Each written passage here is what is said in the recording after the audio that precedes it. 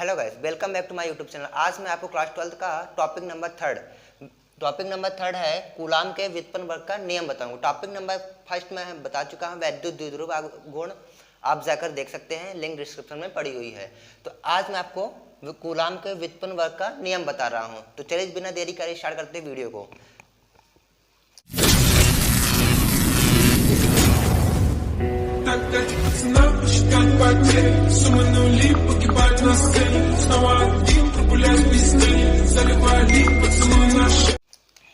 Coulomb के व्युत्पन्न वर्ग का नियम क्या है? कूलाम के व्युत्पन्न वर्ग का नियम ये डिफिनीशन रटने के लिए नहीं है, केवल आप इसको समझिए। समझ के पढ़ेंगे तो हमेशा याद रहेगी। अगर आप रटेंगे तो जिंदगी भर रटते नहीं जाएंगे, याद ना होगा। इसीलिए हम बोलते हैं समझिए। देखिए, कूलाम के व्युत्पन्न वर्ग का नियम क्या है? कूलाम के व्युत्पन्न वर्ग का किन्हीं दो आवेशों के मध्य लगने वाले आकर्षण या प्रतिकर्षण, किन्हीं दो आवेशों के मध्य लगने वाले आकर्षण या प्रतिकर्षण बल का मान उनके उन आवेशों के गुणनफल के समानुपाती तथा बीच की दूरी r के व्युत्क्रमानुपाती होता है। बीच की दूरी r के वर्गों के व्युत्क्रमानुपाती होता है। तो कूलाम का नियम क्या है? किन्हीं दो आवेशों के मध्य लगने वाले आकर्षण या प्रतिकर्षण बल का मान उनके आवेशों के गुणनफल के समानुपाती तथा बीच की दूरी के वर्ग के व्युत्क्रमानुपाती होता है। यह हुआ कूलाम का नियम। कूलाम के नियम अनुसार F मीन्स होता है बल। किन्हीं दो आवेशों, अब हमारे पास दो आवेश कौन कौन से हैं? Q1 और Q2। किन्हीं दो आवेशों Q1 और Q2 आकर्षण और प्रतिकर्षण बल का मान उन आवेशों के गुणनफल के समानुपाती। समीकरण नंबर 1 बन गया हमारा।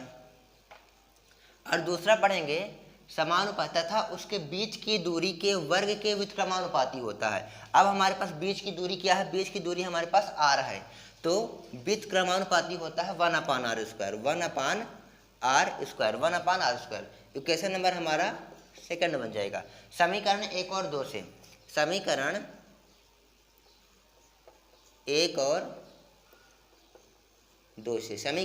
2 से देखिए, दायां पक्ष बराबर है f और f है, तो 2f में 1f कर लेंगे।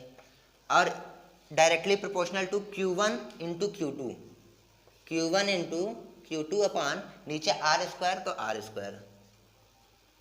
f directly proportional Q1 into Q2 upon r²। यहां तक आपको समझ में आ चुका होगा। Then f equal to k एक अनुपातिक नियतांक है, कूलाम नियतांक है। k equal to Q1 into Q2 upon r²। अब SI पद्धति में, किस पद्धति में? SI पद्धति में k बराबर क्या होता है? SI पद्धति में k बराबर 1/4 पाई एप्सिलॉन नॉट होता है। SI पद्धति में k बराबर 1/4 पाई एप्सिलॉन नॉट होता है। तो F इक्वल टू क्या हो जाएगा? अब k का मान यहाँ पर पुट कर देंगे, 1/4 pi epsilon not Q1 into Q2 upon r² हो जाएगा। ये SI पद्धति में SI पद्धति में कूलाम का नियम ये बोल रहा है। अब CGS पद्धति में क्या होता है? k बराबर 1 होता है। CGS पद्धति में k बराबर 1 होता है। तो कूलाम नियम क्या बोल देगा यहाँ पास हमारा? F बराबर, जब हम k का मान 1 रख देंगे, Q1 into Q2 upon r²। Then F equal to Q1 into Q2 upon r²। ये थोड़ा r अच्छे से बनाइए, Q1 इंटू r²। ये हो गया कूलाम का नियम का व्यंजक। कूलाम का नियम का प्रतिपादन सबसे पहले 1784 में फ्रांसीसी भौतिक वैज्ञानिक चार्ल्स अगस्टिन डी कूलाम द्वारा किया गया था। और k यानी कूलाम का मान कितना होता है? 9.10 to the power 9 newton meter square coulomb power -2 होता है।